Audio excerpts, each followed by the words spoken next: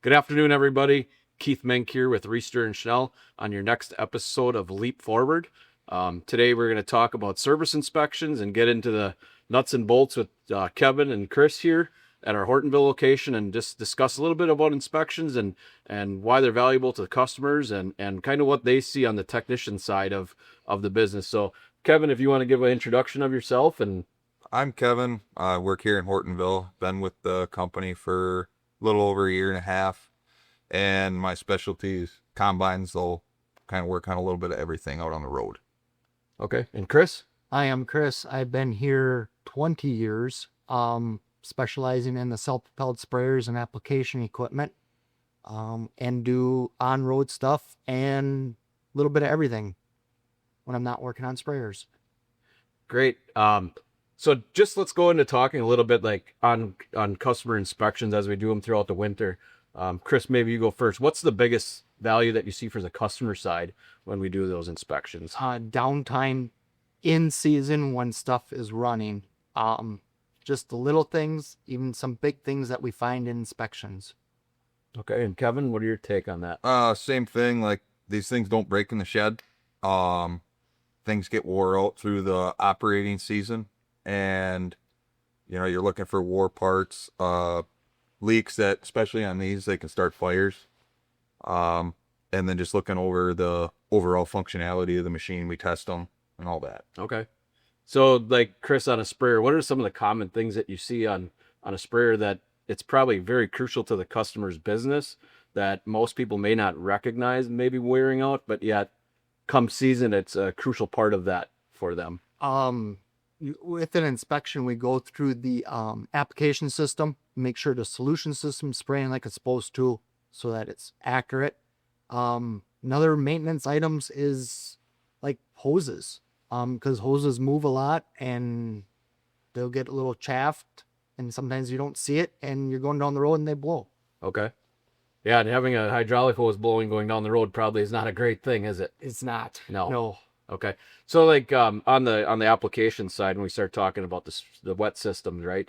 What are some things that people may see that you see that maybe they wouldn't like that's so crucial to that applying? Some of it's just gallons per acre, making sure that they come out right.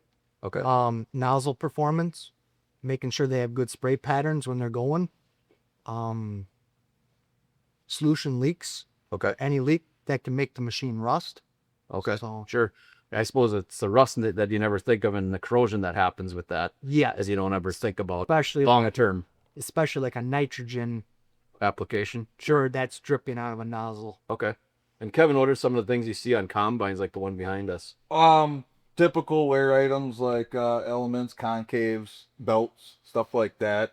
Big one we check overall for any machine really is software. We go in there with the technical standpoint things are at nowadays.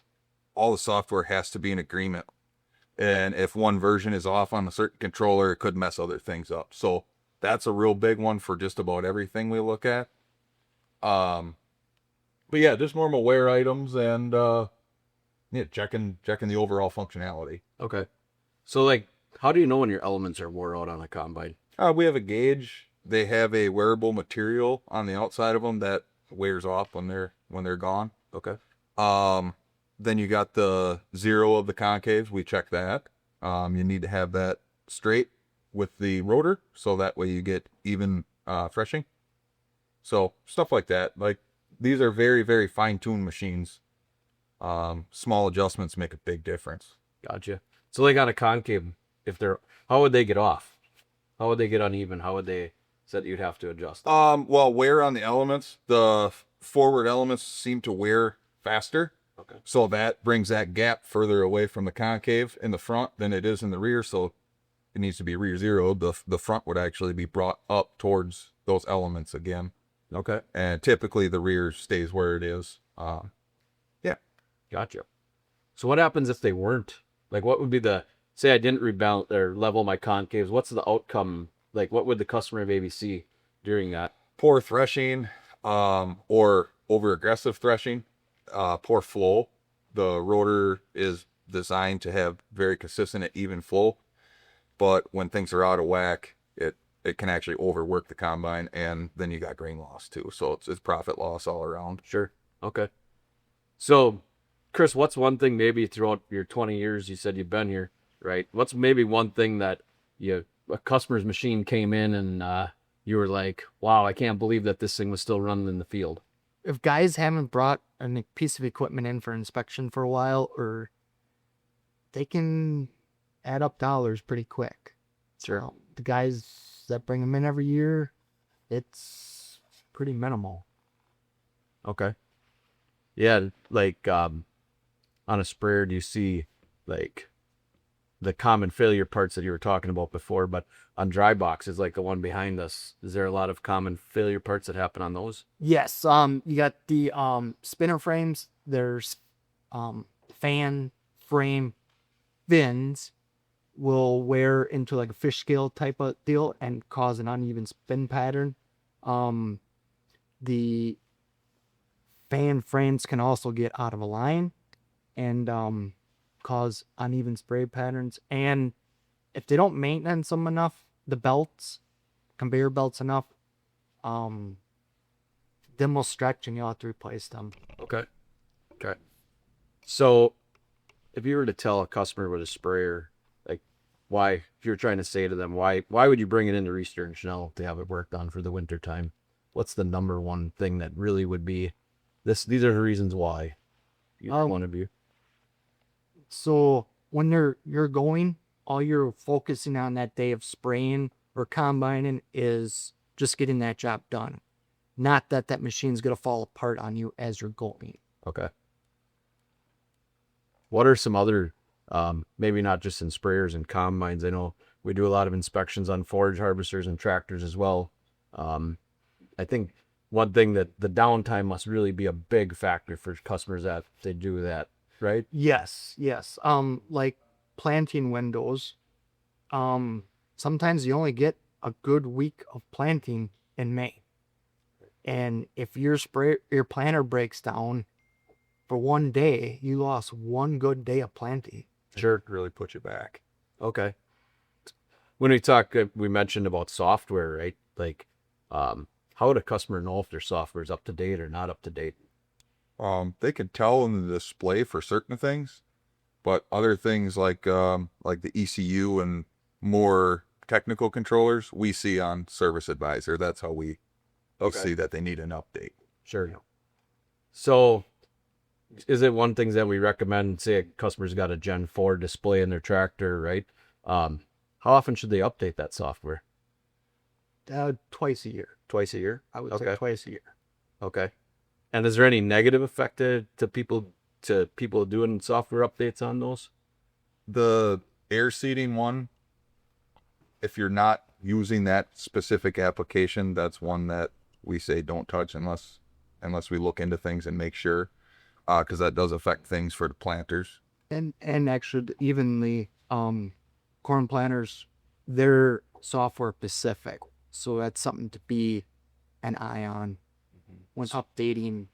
So when we do an inspection on a planter, a lot of times it's good to have the tractor here, and that way we can update software and get all the newest into both machines at the same time. Yes, that is ideal. Okay. That's the best, yes. So what happens if we don't get it? Like say you just had the planter inspected and we pushed software and you didn't get the tractor updated. What would be the consequences of something like that? So I've had guys say they don't want to update software, and they'll run their planter flawlessly for the first week, and all of a sudden they'll get either a warning saying mismatched software. I've seen planters not even, they'll just stop planting. Okay. Yeah. What? Because of the software's glitchy. Okay. Yep. It kind of bugs itself out. Like I was talking about the softer versions matching. Yep. If they're not matching, they just will not communicate properly. Okay. So with all the new technology, say a customer's got an MTG on their tractor, right? Yes. Is that something you can just do over the air? Yes. Okay. Pretty much a lot of stuff is getting more and more over the air. Maybe one or two controllers on certain equipment is not that capable, but I see that coming down the road as being capable. Okay. Big one kind of for software was nozzles on sprayers. Going forward, either if it's not next year, it'll be the following year, they will be remote capable. Okay. So say a customer hits a fence line, hits a tree on his fence line with a nozzle. Yep. And they need to put a new nozzle body on, say an ExactApply, right? Yep. Then they'll be able to program that over the air. Yes. Okay. So that'll really save customers a lot less downtime as well. Lot. Instead of having to come on. Well, that's good to hear. So when we talk like MTGs now during inspection time, is that something that we look for that these customers could possibly, if they didn't have an MTG, upgrade to one? Yes. Yes. Okay. We have a pucks promotion where we check for precision upgrade kits is what it is. And we check to see what's available for that unit and what they have and what they don't have, but they might need. And then we suggest what they would, what they would like. Okay. So that's part of the inspection plan right away. As we do the inspection, we check for all that. That is one thing Yeah. we look for. Okay. Yep. So on a tractor, like what would be something that I would possibly, during inspection season, if I was a customer to say, hey, I have my tractor in, what's maybe something you guys may recommend for that? You should be able to do a Gen 5 server upgrade. I mean, it just like not even the very new stuff. There's older tractors that we can update with a ATU and put auto steer in them. Okay. They can get a G5 Essentials kit. Gotcha. We understand that not everybody's running the latest and greatest equipment, but we can make it better because John Deere provides, upgrade kits for those. Okay. So part of the inspection is maybe offer them an upgrade to get them into newer displays or better auto tracking programs or Yeah. something like that. Okay. What about a sprayer? Like what's some of the things on that we would look at? There's the like a See and Spray is an upgrade puck kit. Certain nozzle body stuff for older sprayers. Like if you have like a 30 series, you can do individual nozzle control on them. Okay. That'd be a neat one to try. So you can get a little more control on how many units get shut off as you come to a waterway or something to that. Yes. Okay. Yeah. It's still just one nozzle. 15 hertz and compared to a 30 hertz on an ExactApply. But if you have a 90-foot boom with 54 nozzles, you'll have 54 sections. Okay. Instead of typically 4 to 3 to 5. Five 5 7. sections. Okay. Good to know. But talking about inspections and pucks and everything, what benefit would the customers have? We talk about MTGs. Like if you were going to say, hey, you should maybe put an MTG on your tractor, why would you, as a customer, why would you want to see that So information? the MTG makes it talk to Operations Center, which is John Deere database for any organization farm plan. So you can put in your seed variety with the planter. You can monitor that seed variety and yield when you're harvesting. And you can go back and plan with that data for next year. You can see application rates with the sprayer, fertilizer spreader. So you can go back and say, well, this worked really good in this spot, but not so good in this spot. So we need a new plan for this spot. It really saves the customer money. It's, after they get the expense up front, they get that money back. It's just a really awesome deal they got. Okay. So as a technician, what's one of the things that you guys really like when customers do have MTGs? The biggest thing is remote support.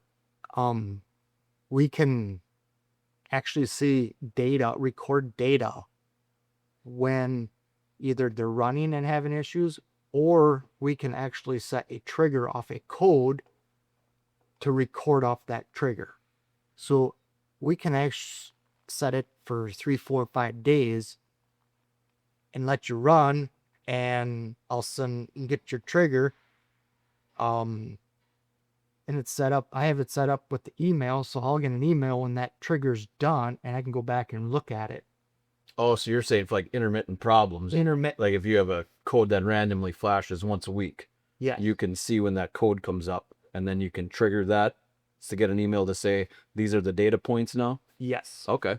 Yep. Well, that's a huge benefit, and I'm sure that's one of the reasons why we can see that equipment, we can see where it's located, right, and make faster service calls and stuff with that. Well, and we can troubleshoot with no downtime. Okay. And also software upgrades. And Okay. software upgrades. Okay. Yes. Nice. So, as we talked earlier, we hit kind of on planters, right? What are some of the things that we really look for when we do a planter inspection? Opening discs, closing wheels, check the meters, see to basically any wearable part on that row unit. Parallel bushings, Yes, parallel bushings are a big one. the downforce systems, make sure that they're working like they're supposed to. Okay. CCS blower, vac motors, stuff like that. Check for leaks. Okay. What's the say a opening discs are bad? What's the negative effect of they look good enough to run another year, but what's the They don't make the true V in the You ground. get a W trench, and then you got a W with a V in the middle upside down, and you get a seat here and a seat here and a seat here, and they're not in a straight row. That's really bad seat to soil contact. Okay. And seat depth. Yes. Seat depth guys have seen big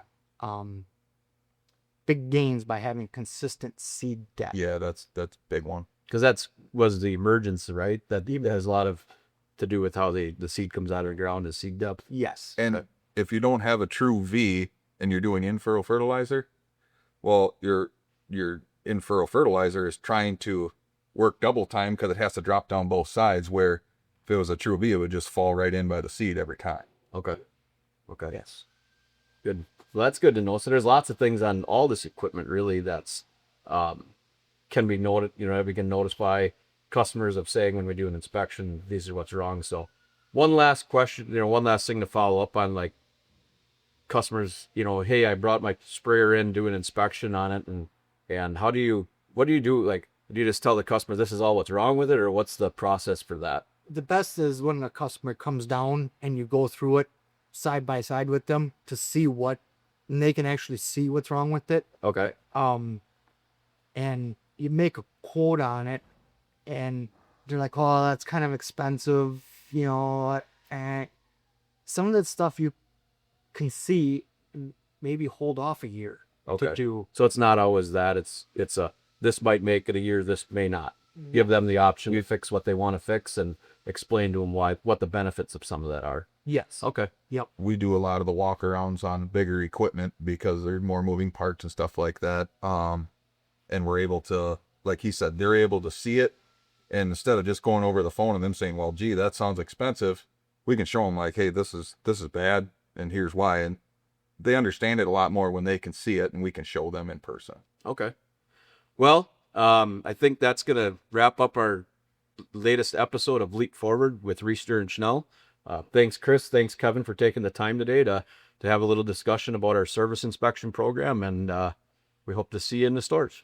We're your John Deere dealer coming through for you, Riesterer and Schnell.